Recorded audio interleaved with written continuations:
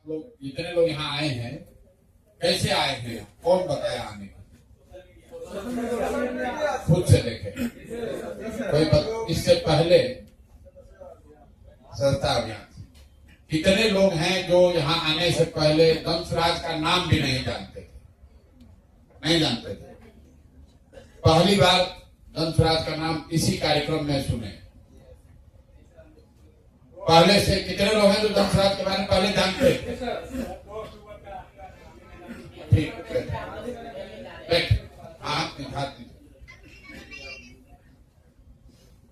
यहाँ पर कितने लोग आए हैं कि हमको 2-4-5 हजार 10,000 का नौकरी रोजगार हो जाए, और कितने लोग आए हैं कि नहीं हमको पहले व्यवस्था बदलनी है, 5,000 रुपया नहीं चाहिए है? देखिए हाथ नीचे कीजिए। क्यों बिहार में लोगों की दुर्दशा है? आप आए हैं, व्यवस्था बदलना चाहते हैं, बहुत अच्छी भावना है, बिहार में सुधार होगा तो सबका जीवन सुधरेगा। लेकिन नेता लोग, दलों के लोग क्यों यहाँ के गरीब जनता का फायदा उठाता है? आपके इसी भावना की वजह से आप अपने से पहले नेताजी की चिंता कर रहे हैं, व्यवस्था की चिंता कर रहे हैं कि पहले बिहार सुधर जाए। मेरे भाई, अगर बिहार सुधर जाएगा उसमें आपका क्या होगा? कल होके दंशराज की सरकार मान लीजिए बन गई तो दंशराज से बहुत आदमी विधायक बन जाएगा, कुछ आदमी मंत्री बन जाएगा, कुछ उसमें बड़े पद पर पहुंच जाएंगे, और मान लीजिए कि कल बिहार में बहुत विकास होने भी लगा। लेकिन अगर आपके पास योग्यता नहीं है, आपके पास पात्रता नहीं है, तो आपको उसका लाभ नहीं मिलेगा।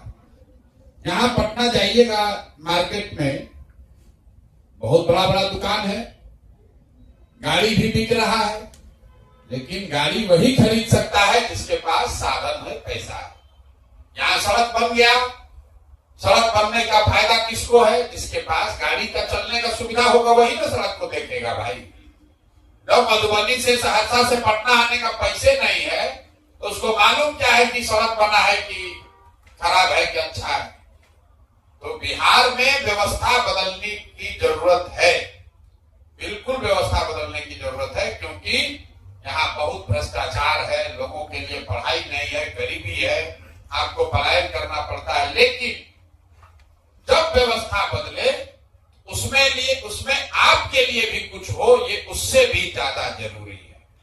न तो मोदी जी बन गए, नीतीश कुमार बन गए, आदित्य जी बन गए, और प्रशांत किशोर बन जाएंगे, आपका जीवन जहां था वही रह जाएगा। अब देखिए गांव में 30-30, 40-40 साल से बाबूजी भी सूख पीट रहे थे, बेटा भी बेचारा का अभी सूखे पीट रहा। कितना आदमी को वोट दिया, कितना रैली में गया, कितना लोग को जिता दिया। जो आपके वोट से राजा बना वो हेलीकॉप्टर पे चल रहा है, और आपको जमीन पर चलने के लिए पैर में हवाई चप्पल भी नहीं है, और आप भावना में आते हैं, अरे भाई प्रशांत किशोर आए हैं, दंशराज आया है, ये बिहार सुधारेगा। तो जो नेता है वो समझ जाता है तो सब आदमी जनता सीधा है, उसका फायदा उठाता है। सबको कहा 2 करोड़ नौकरी मिल जाएगा, सब लोग आया, वोट दे दिया, मोदी जी बन गए प्रधानमंत्री। और आज तक बिहार का एको जिला में कोई फैक्ट्री लगा है भाई? बिहार में आप लोग तो खुद रहते हैं, कोई सरकारी आंकड़ा आंकड़ा छोड़िए, हम लोग तो रह रहे हैं गाँव में, किसी जिला में एको फैक्ट्री पिछला 10-12 साल में नहीं लगा। और गुजरात में रोज आप खबर सुन रहे हैं, आज फैक्ट्री लग गया, आज बुलेट ट्रेन चल गया, आज मोदी जी ये करा रहे हैं, वो करा रहे हैं। गुजरात में एक शहर है सूरत, नाम आप लोग सुने होंगे। आप में से कुछ लोग ये भी जानते हैं कि इतना गंदा शहर था कि यहाँ प्लेग फैला था, प्लेग, चूहा से जो बीमारी फैलता है, उसी सूरत में आज से 10-20-25 साल पहले प्लेग फैला था। और आज सूरत में इतना फैक्ट्री लग गया इतना फैक्ट्री लग गया कि खाली बिहार का 5 लाख से ज्यादा लड़का वहां मजदूरी कर रहा है। मतलब 25-30 साल में एक शहर एक जगह कितना बदल सकता है। अब पटना जहां था वही है, दरभंगा जैसे था वैसे ही है, मधुबनी जैसे था, सहरसा जैसे था वैसे ही है।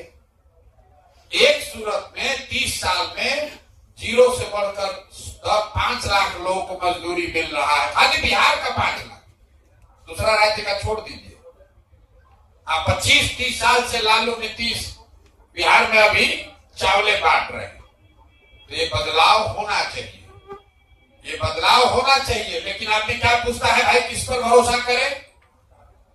यहां तो सब आदमी आके ठगा है।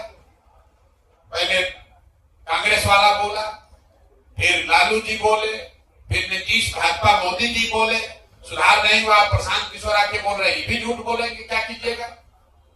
मान लीजिए हम कल जीत जाते हैं, आप कहां बैठाइएगा? आपसे नीतीश कुमार से भेंट है किसी को? कोई पूछने का है हिम्मत है तो काहे नहीं काम कर रहे हो? तो हम भी आपसे नहीं बैठाएंगे। इसीलिए कि कहने पर नहीं, कथनी पर नहीं, पहले करनी पर भरोसा कीजिए। कि हमने कहा, जब स्वराज ने कहा कि साल भर में किसी भी बिहार के लड़के को, एक बार जब स्वराज का सरकार बना तो साल भर में किसी बिहार के लड़के को 5-10 हजार रुपया के रोजगार के लिए बिहार छोड़कर बाहर नहीं जाना पड़ेगा। तो लोग कहता है कैसे कैसे नहीं जाना पड़ेगा? इतना लोग को रोजगार कैसे मिलेगा? इतना बड़ा बड़ा नेता आए, उनसे नहीं हुआ, प्रशांत किशोर कैसे कर देंगे? गांव में जाके कहिएगा आपसे झगड़ा कर देगा। कोई राजद का है सब समर्थक तो कहेगा भैया तेजस्वी जी से नहीं हुआ, इनसे कैसे होगा? कुछ भाजपाई होगा, कहेगा मोदी सबसे देश का बड़ा नेता है, मोदी से ना हुआ तो कैसे कर देंगे? बहस करते करते अपना सर फोड़ लीजिएगा, मानेगा नहीं। लेकिन अगर आप खुद इस व्यवस्था में आए और 5 दिन में ही बिना कोई परीक्षा दिए, आप चाहे पढ़े लिखे कम हो या ज्यादा, आप फिजिक्स पढ़े हो या इतिहास, 5 दिन का प्रशिक्षण लिए और लेने के बाद 3-4-5 महीनों में धीरे धीरे 5, 7, 8, 10, 15, 20 हजार रुपया कमाने लगे घर बैठे, तो अपने आप कहिएगा कि भैया हम गए थे, हमने सीखा है, हम कमा रहे हैं, हमारे अकाउंट में पैसा आ रहा। कोई वादा की बात नहीं है, प्रत्यक्षम की प्रमाणम, जो सामने है उसी पर भरोसा करना है। जो आपको YouTube सिखा रहे हैं वो संजीत यादव या विकसित, वो हमारे घर के नहीं है, वो किसी बिहार के किसी गांव से हमारे साथ चलना शुरू किए होंगे, खुद से सीखे, खुद से इसका मास्टरी किया और आज आपको बता रहे हैं कि हजारों रुपया वो कमा रहे हैं। जब वो अपनी बात बता रहे तो लड़का सब सोचता है अरे ऐसे भी हो सकता है, ऐसे भी हो सकता है। अब आपका भरोसा बन रहा है। एक आदमी अगर संजीव ने ये कर लिया तो 10 लड़कों का भरोसा होगा। यहां पर अगर 50 लड़के सीख कर जाएंगे, सीख के जाने से कुछ नहीं होगा। जब अगले 15-20 दिन में आपके अकाउंट में 1 महीना में पैसा पहुंचेगा तो आपको देखकर 10 और लड़कों का जीवन सुधरेगा। पैसा कैसे मिल रहा है? लोग सोच रहा है भाई कौन जादू का छड़ी है, बिना परीक्षा, बिना नौकरी, बिना किसी विषय के क्या नहीं हुए बगैर कैसे मिल सकता है? बिल्कुल मिल सकता है। भैया YouTube का जो मालिक है वो सीमेंट छड़ नहीं बेच रहा है, चीनी नहीं बना रहा, कितना रुपया कमा लिया है कि टाटा बिरला को चाहे तो खरीद।